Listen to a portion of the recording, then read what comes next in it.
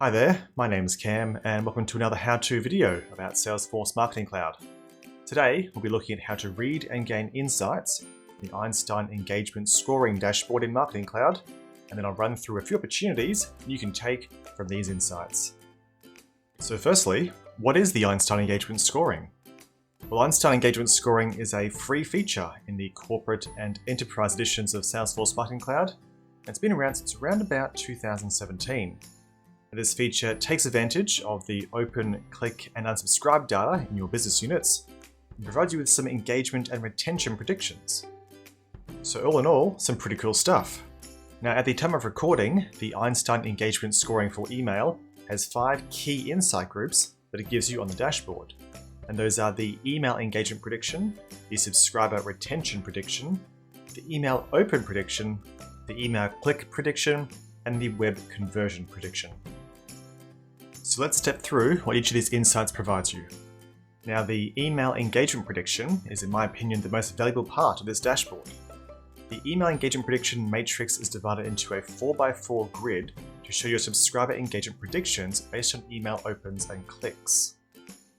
Now, the dashboard gives 4 marketing-friendly segment names that are shown to help translate this information for you. The number and color of these cells in the matrix will also show you the engagement distribution of your subscribers. A business with a very high engaged subscriber database, who are always opening and clicking those emails, might look something like this. While a business with a disengaged or lapsing database might look something more like this. If your emails are getting lots of opens and not so many clicks, then you may have a window shopper audience which may look like this.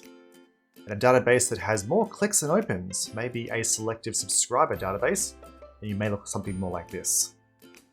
Now, I'll revisit these stats later in the video when we discuss what kinds of activities you can create in your business based on these insights. The next area is the subscriber retention prediction. Now, this area is exactly what it sounds like. It's an indicator for how likely your subscribers are to stay subscribed.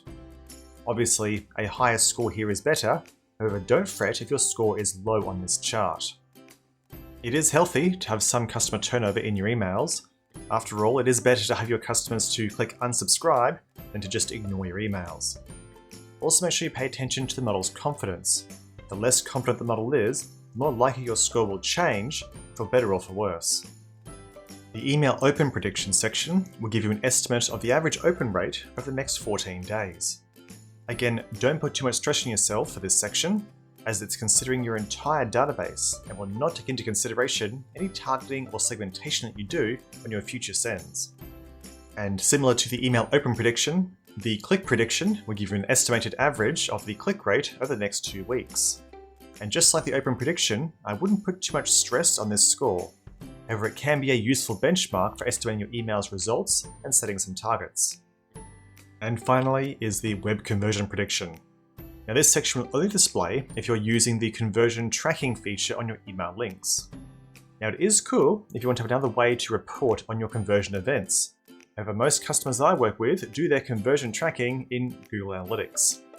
Now, just like the email click and open predictions, I would use a grain of salt when looking at this section, and perhaps just use these numbers for target and goal setting. Okay, so now that you understand how this data works, I'm going to share with you a few marketing activity ideas that I recommend based on insights seen on this dashboard. So let's start by looking at the email engagement prediction matrix.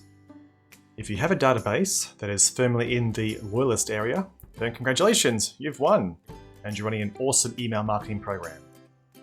However, what's more likely is your subscribers are bunching around one of the other segments, such as the window shoppers segment. And if you do, then you've got some good open rates but low click rates. And this could mean that you're enticing your customers in with your great email subject line, but then you're misleading them, and they're feeling underwhelmed once inside your email and not clicking anything. Now, this can also happen if your emails are more informative or announcement focused, such as a purchase reminder or password reset notification.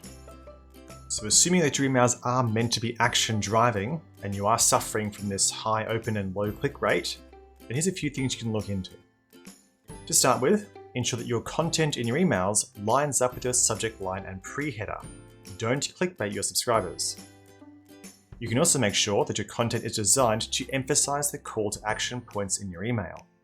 You're not going to gather many clicks if your emails are confusing to your subscribers and they're not sure where to click. You can also look into more targeted emails and content. A high open to click rate could mean that your subscribers are opening your emails and hoping to find something good, and they never are. Try doing something smaller and more targeted to lift up those click rates for your subscribers. But what about a business that has these selective subscribers, or customers who are clicking more than they're opening? Well, here's a few things you can look into. For starters, look at the email click data in detail. Find out if your subscribers are clicking multiple items in the same email, or if they're reopening or revisiting that same email multiple times in the days after the send. If they are clicking multiple items in the same email, then you may have too many useful items or call to actions in the same email. If time allows, consider splitting your content into multiple emails sent over multiple days. This will keep your customers engaged with your emails and brand for longer.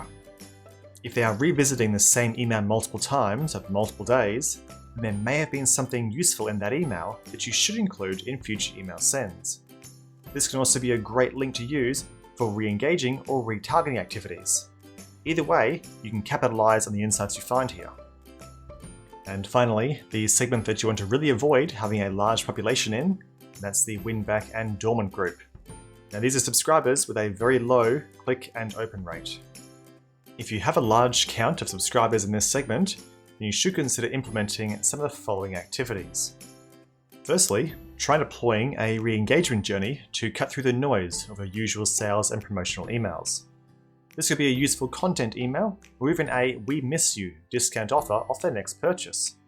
Either way, you want to check the pulse of these subscribers and try to get them interested again with your emails.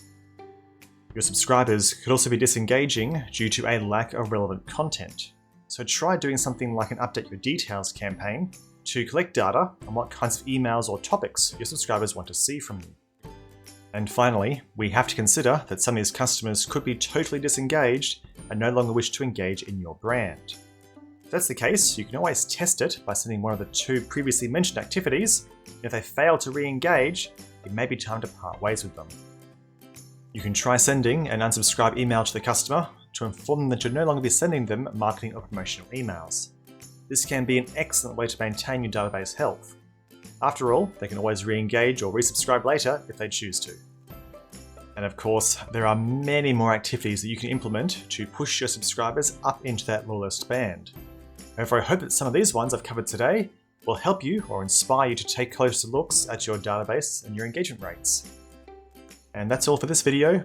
If you have had some success from these activities, then I'd love to read about it in the comments below.